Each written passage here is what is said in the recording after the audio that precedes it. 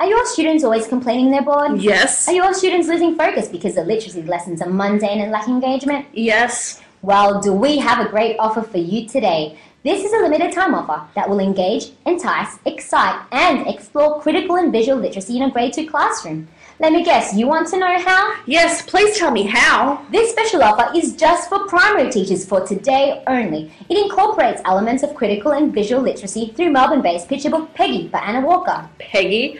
Isn't that a story about a chicken? That's right, it's a story about Peggy, the chicken who becomes lost in the big scary city of Melbourne. Oh, that sounds so exciting. So what do I do now? Well, let me tell you first what my friend Wing Jan told me back in 2009 about critical literacy. Oh, I know Wing Jan. Did she explain critical literacy as understanding the text through analysing text positioning, representation of people, places, events, and exploring values, beliefs, and real-world experiences? You got that right. Wing Jan also believes that questioning, critiquing, and analysing should involve looking at perspectives, author's intent, and personal, social, and cultural context. This is all chapter 1 of Right Ways.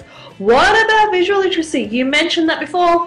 We'll get to that, but first we'll explore critical literacy by reading Peggy to the students, but not the whole way through. This is what makes it exciting. Not the whole way through? Oh, I see what you're doing. Now let's explore Peggy. Introduce the text to the students with read-aloud strategies such as predicting what will happen next.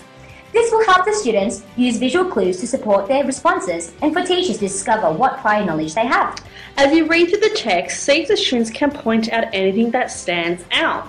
Like that awesome sequencing page. Gee, that Peggy has a very busy day-to-day living. Now, you stop. This is the focus of the lesson. Look at this page. The author wanted to stand out by having it over 2 pages. Amazing! This is where we incorporate both critical and visual literacy, using the fantastic visuals to understand what the author is trying to say. What is happening to Peggy? Oh, look at this. Peggy on one side and the big city of Melbourne on the other. You could then ask the students if they had been to Melbourne or any other city. What can be found in a city? Text to world and text to self connections. Hey, that's very clever. Continuously explore the page by asking questions that allow students to think deeper about the text positioning, the visual images, such as the view of Peggy's home compared to the view of Melbourne. Don't forget to look at Peggy. What could Peggy possibly be feeling? Poor chicken. Have a look at what the author has done with visual images to describe what Peggy might be feeling. Readers must critically look at both text and visuals to understand what is happening. I was in Manchester back in 2012. I know what you just did. You were scaffolding, leading students to discuss what they see in the image to understand the author's purpose. Oh wow, I like this deal. Best part about it, you're supporting a variety of learners, those that learn visually and those that are EAL students. They can see what's happening in the story without having to read the text. How fantastic is that? This lesson is already a great offer, but we're going to offer you more. More? Haven't you offered enough? How about what the students will do with this page? This is where students of all learning abilities can use their active imaginations to illustrate what will happen to Peggy next. Oh, this is so exciting. Not only do you develop students' visual and critical literacy skills, but you're creating a classroom of authors. I didn't think about it that way. That's brilliant.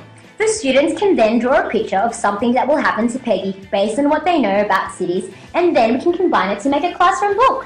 Don't forget to include captions. Ah yes, captions. Allow students to write a simple sentence that uses a variety of verbs to describe what is happening to Peggy. Meanwhile, as a teacher, you can assess students using both visual and critical literacy. Oh, and not to mention, this gives an opportunity for EAL learners to practice and expand their vocabulary. Hey, why not let them describe the image in their native language? Allowing the students to explore, experiment, and use their imagination will give them the feeling of being involved in the text. We just created a classroom of authors. Now to end this exciting lesson, finish reading the text to the students so they can see what happens to Peggy next. Then they can continue to explore visual literacy and question the author's purpose.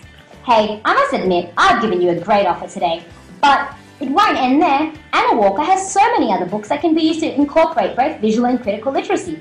So, as a gift to the master's students in their final week of uni, we are going to throw in all these other books by Anna Walker for free. For free? For free. Oh, this is way too much, but an offer I cannot refuse. This has been brought to you by Frida Sanchez and Nicole Maverick. Please note, due to being poor uni students, we cannot afford to give away free books. Thank you for watching our video.